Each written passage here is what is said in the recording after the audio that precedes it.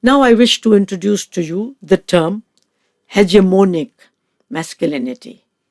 It means all-encompassing leadership or dominance. Hegemonic masculinity is therefore overpowering masculinity. This form of masculinity is about power and asserting power over others. Hegemonic masculinity demands submission. Do you recall our earlier discussion on power and intersectionality? Friends, power is relational. Men and women have multiple identities of caste, class, race, nationality, sexual orientation, marital status, and so on. Working class or caste and black men, for example, have less economic and political power than rich, upper caste, white women. So masculinity is also shaped by the age, caste, race, class, and sexuality of an individual. I'm sure you've got an idea by now that just like how the institutions in society perpetuate patriarchy, the same institutions in the same way reinforce the notion of masculinity.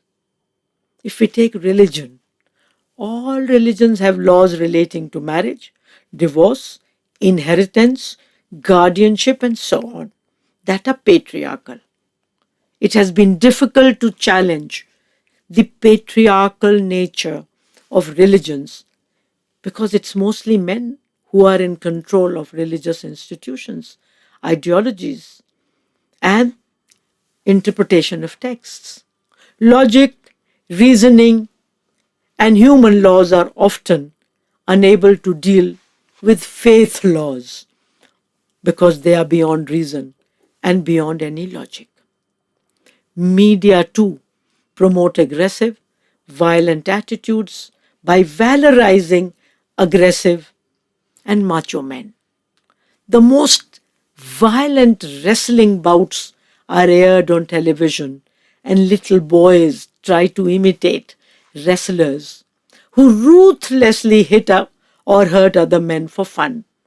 Boys then emulate their heroes and bash up anyone who's weaker than them. A weaker boy or a girl are easy targets. Next time, please look at the advertisements in print or visual media carefully. Look for the subtle and not so subtle messaging in it. Next time when you see a song in a Bollywood film in which the hero chases the heroine with no care for her, no, she can say no 10 times, or care for her private space, till the lady succumbs to his charms. Pause and think about it. What message are we sending out?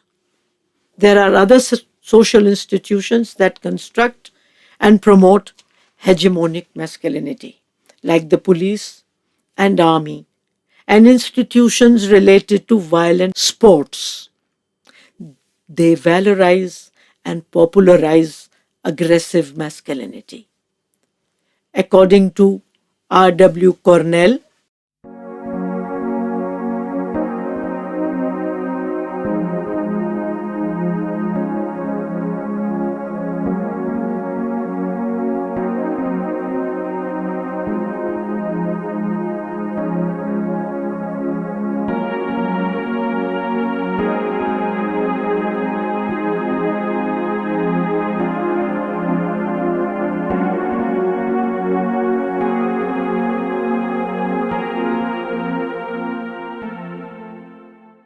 in addition to these, there are non-state, non-business organizations like anti-state militant groups and religious fundamentalist groups that promote militarism and violent masculinism. There seems to be an orchestra of masculine violence around us, led by just about everyone who has or is trying to seize power. People who hold that masculinity is biological believe that male aggression and sexuality is connected to bodies, biochemistry, and male hormones. Such a view makes men slaves to biology. If we accept this view, friends, then we have to believe that all men are aggressive, domineering, and violent, and that none of them can be different because one's biological makeup cannot be changed. It is really important to understand the links also between crime and masculinity. The notion of masculinity encourages boys and men to be muscular and virile, physically strong like Superman or Rambo. This encourages aggression, daredevilry, and domination. In a world where might is right, some physically strong men use their bodies as weapons to control, threaten, and exploit. This is often a recipe for organized crime in the form of street gangs, underworld dons, and crime cartels that engage in all manner of violent criminal activity with the aid of real weapons.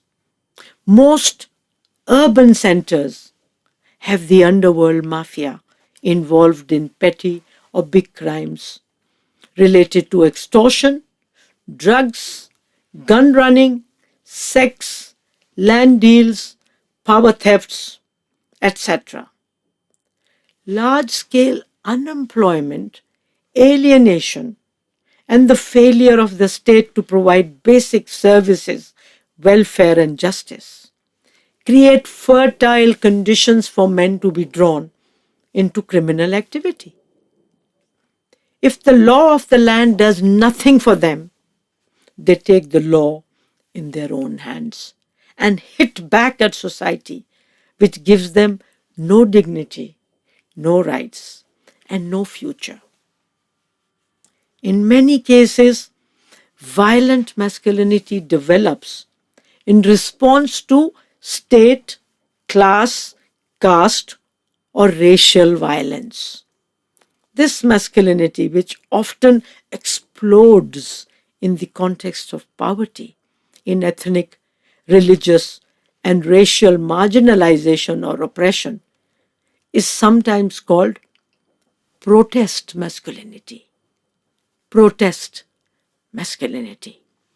We see this kind of protest masculinity all around us, especially in cinema in certain parts of the world, where the angry young men are shown taking the law in their own hands to provide justice to the underdog.